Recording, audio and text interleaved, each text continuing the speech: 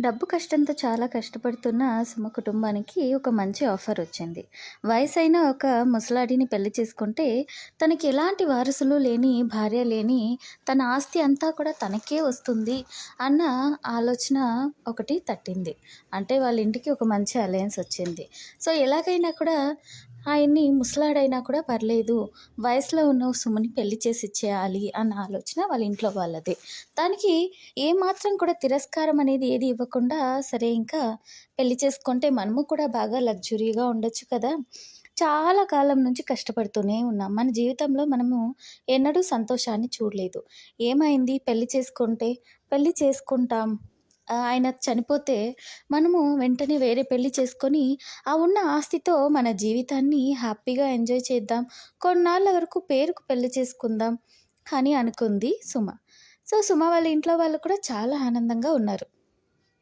పెళ్ళి అవుతుంది. మన తలరాతలన్నీ గూడా మారిపోయి, మనం చాలా వింతగా, కొత్తగా, చాలా ధనవంతుల్లా మారిపోవచ్చు. మన జీవితంలో ఒక పెద్ద ట్రాన్స్‌ఫార్మర్ రాబోతుంది అనేసైతే అనుకుని చాలా ఉత్సాహంగా పెళ్లి చేసి పెట్టారు ముసలాడికి, సుమకి. ముసలాడికి ఎలాంటి బంధుత్వం అంటే వారసత్వం అనేది లేదు. భార్య చనిపోవడంతో వారసత్వం లేక అలాగే ఉన్నాడు. ఆ కోట్ల ఆస్తి ఊరికినే ఉంది. సో, అంతటి ఆస్తిని ఎందుకు వదలాలి అని సుమ చేసుకుంది. పెళ్లి చేసుకున్న తర్వాత ఎంతో కొంతైనా కూడా తనకి హ్యాపీనెస్ ఇస్తాడని ఎదురు చూసింది సుమ. చూస్తుంటే ఎన్ని రోజులు గడుస్తూ ఉన్నా కూడా తన వల్ల అస్సలు కుదరట్లేదు. చేసినా అసలు సుమకున్న వేగానికి, సుమ వయస్సు కదా! చాలా దుడుగ్గా ఉన్న ఆ తత్వానికి ఏమాత్రం కూడా పూర్తిగా సరిపోవట్లేదు ముసలాడి చేస్తుంది. చాలా డిసప్పాయింట్‌గా ఫీల్ అవుతుంది సుమ. ఏంట్రా ఇది?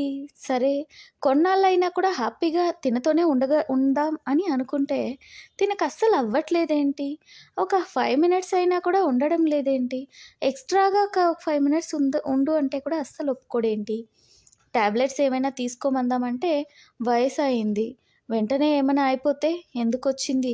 ఇప్పుడే పెళ్ళయింది. అప్పుడే నేను పూలు, పొట్టు అన్నీ తీసేయాలా? వద్దులే అని అనుకోని టాబ్లెట్స్‌కి, ఇంజెక్షన్‌కి అసలు ముసలాడికి ఇవ్వడానికి ఇష్టపడలేదు.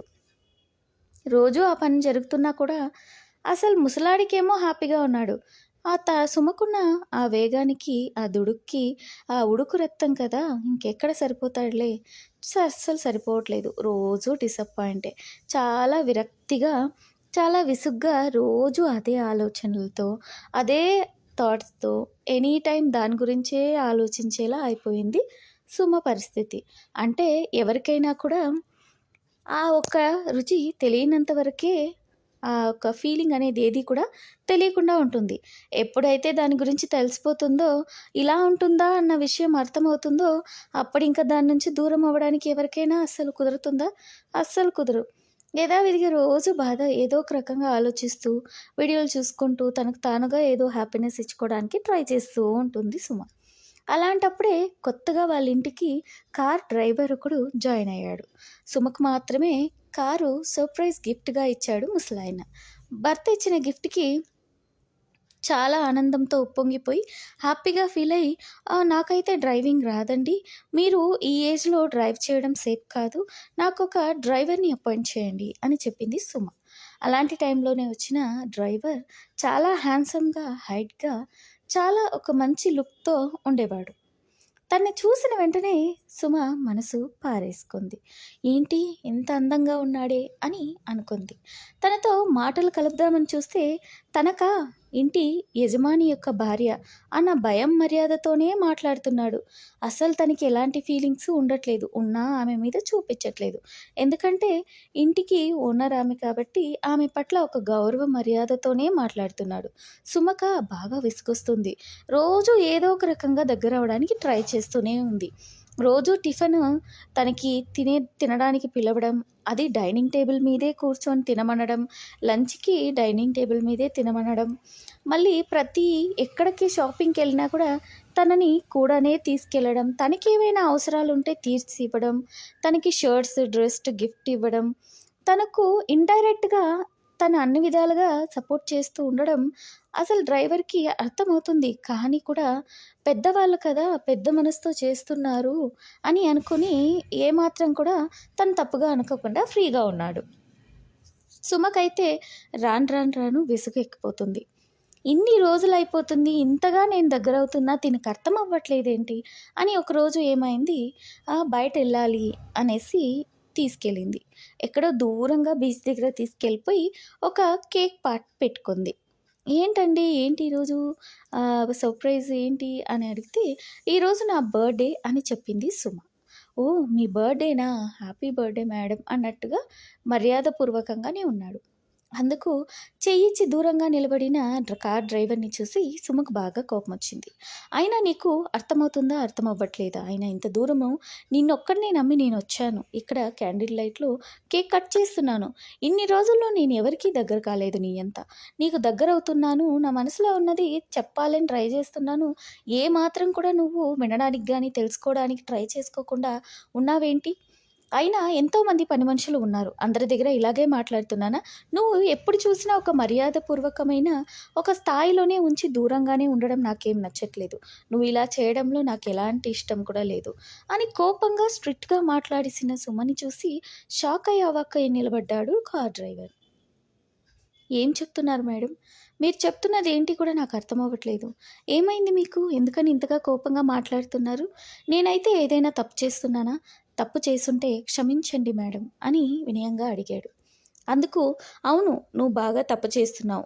నేను ఇంతగా నీకు దగ్గరవుతున్నా నువ్వు మరీ దూరంగా వెళ్ళిపోతున్నావు. నువ్వైనా అర్థం చేసుకోవాల్సిన అవసరం లేదా నీకు? ఎవరో ఒకరికి అనవసరంగా ఇంత దగ్గరవ్వాల్సిన అవసరం నాకేముంది? అని సుమ డైరెక్ట్‌గా అడిగేసింది. తను అలా అడిగేసరికి కార్ డ్రైవర్‌కి షాక్ అయింది. ఏం చెప్తున్నారు మేడం? మీరు నా యజమాని యొక్క భార్య. మిమ్మల్ని నేను ఒక నా యజమాని స్పేస్‌లోనే పెట్టి చూస్తున్నానే గానీ, మీరు అనుకునేలాంటి ఆలోచన నాకు లేదు. నాకు చాలా భయమేస్తుంది. నేను వెళ్ళిపోతాను. కార్ తీస్తాను. రండి మీరు కూడా వెళ్ళిపోదాం అని చెప్తున్నాడు. అందుకు కోపంగా మళ్ళీ ఇలాంటి అవకాశం అనేది మళ్ళీ మళ్ళీ దొరకదు అని తెలుసుకున్న సుమకి కోపంగా అరిచేసింది. ఆయనకి వయసెంత? ఎంత ముసలివాడు. నాకు వయసెంత? 20 కూడా నిండలేదు. నా వయసులో తనకి పెళ్లి చేసుకొని తనకేం లాభం? నాకు మాత్రం ఏం లాభం? మా మధ్య ఏం ఆనందం ఉందని నువ్వు చూసావు? మేమేమైనా సరదాగా గడపడం నువ్వెప్పుడైనా చూసావా? ఆనందంగా ఉండడం ఎప్పుడైనా చూసావా? అని గొడవ పడుతూ ఉంటే సుమ, ఏమైంది మేడం అంటే డైరెక్ట్‌గా చెప్పేసింది. ఏమో తన ఆస్తి గురించి మాత్రమే పెళ్లి చేసుకున్నాను. తన నుంచి నాకెలాంటి హ్యాపీనెస్ లేదు. అది తనకి చెప్పి బాధ పెట్టలేను. తెలిసిందే కదా! ముసలివాళ్ళంటే ఏమవుతుంది? తెలిసి తనని బాధ పెట్టడంలో నాకు ఎలాంటి ఇష్టం లేదు. అందుకే తను చనిపోయే వరకు కూడా తనకు భార్యగా ఉండి, తర్వాత వేరే పెళ్లి చేసుకోవాలి అన్నదే నా ఆలోచన. చూస్తే తను ఇంకా అలాగే ఉన్నాడు. తనైతే చనిపోవడానికి నేనేం చేయలేను కదా! అందుకని నేను నా ఆశల్ని కంట్రోల్ చేసుకొని ఉండలేను కదా! అందుకే ఫస్ట్ టైమ్ నేను అపాయింట్ చేసినప్పుడు చూసిన వెంటనే నాకేదో ఒక తెలియని ఆనందం. చాలా మంచి ఫీలొచ్చింది. నీతో ఉండొచ్చు. తను చనిపోయిన తర్వాత నేను పెళ్లి చేసుకుందాం అని నేను అనుకునున్నా. పెళ్లి కాకపోయినా కొన్నాళ్ళ వరకైనా నీతో ఉండి, తర్వాత ఎవరికీ తెలియని రిలేషన్‌లో అయినా కూడా ఉండిపోదాం అని అనుకున్నాను. కానీ నువ్వు ఏమాత్రం కొంచెం కూడా ఛాన్స్ ఇవ్వకుండా ఉండేసరికి నాకు కోపమొస్తుంది అని ఓపెన్‌గా మనసులో నుంచి మాటలన్నీ చెప్పేసింది. అదంతా విన్న కార్ డ్రైవర్‌కి షాక్ అయింది. ఇలాంటి ఆలోచనతో ఉన్నారని నాకు తెలీదండి. నన్ను నేను చేంజ్ చేసుకోవడానికి ట్రై చేస్తాను. మీరు మేడం అన్న భయంలో ఉన్నానే గానీ, మీకు ఇలాంటి బాధ, కష్టం ఉందని నేనెప్పుడూ అనుకోలేదు. నన్ను నేను ట్రై చేస్తానండి చేంజ్ చేసుకోవడానికి అని చెప్పాడు. ఇప్పుడు కూడా నువ్వు చాలా దూరంగానే రెస్పెక్ట్‌తో మాట్లాడడం నాకు నచ్చలేదని కోపంగా మాట్లాడింది. సుమకి దగ్గరవ్వమని గట్టిగా కౌగిలించుకోమని, మాట్లాడమని పరిగెత్తుకెళ్ళి హత్తుకుంది. తర్వాత ఆ రోజు ఒక రకమైన ఫీల్. ఎవరూ లేదు. అంత పెద్ద బీచ్. క్యాండిల్ లైట్‌లో కేక్ కట్ చేస్తున్న వాళ్ళ దగ్గర ఎవ్వరు కూడా లేదు. అంత పెద్ద కారు. ఆ కారులో వెళ్ళి ఉంటే ఎవరికి మాత్రం తెలుస్తుంది? ఎవరు మాత్రం వద్దంటారు? అది అనుకుని ఆ కారులోనే సుమకి నాకు ఇంతవరకు ఒక పర్ఫెక్ట్ హ్యాపీనెస్ ఇచ్చే ఒక మూమెంట్ జరగలేదు. నువ్వు ఆ మూమెంట్‌ని నా బర్త్‌డేకి గిఫ్ట్‌గా ఇవ్వగలుగుతావా? అని అడిగేసింది మొహమాటం లేకుండా. షాకయిన కార్ డ్రైవర్‌కి నేను క్లియర్‌గానే అడుగుతున్నాను. పెళ్ళై ఇన్ని రోజులయింది. ఇంత వయసు వచ్చినా నేనొక హ్యాపీయెస్ట్ మూమెంట్‌ని ఫీల్ అవ్వలేదు. నీ వల్ల కుదిరితే దయచేసి నాకు ఆ మూమెంట్‌ని ఈరోజు ఈ నైట్‌లో ఇవ్వగలవా? అని అడిగితే సుమ యొక్క కోరికని కాదనలేక ఆమె అడిగింది చేశాడు పూర్తిగా. చేసినసరికి సుమకి చాలా ఆనందం. ఇన్నేళ్ల కోరిక తీరిపోయింది పూర్తిగా. హ్యాపీనెస్ అనేది అల్టిమేట్‌గా ఉంది. నెక్స్ట్ డే మార్నింగ్ నుంచి ఎంత యాక్టివ్‌గా ఉందంటే సుమ, ఒక మంచి పార్ట్నర్ దొరికారు. ఆ పనిలో నేను వద్దొద్దు అన్నా చేస్తూ ఉండే పార్ట్నర్ దొరికారు.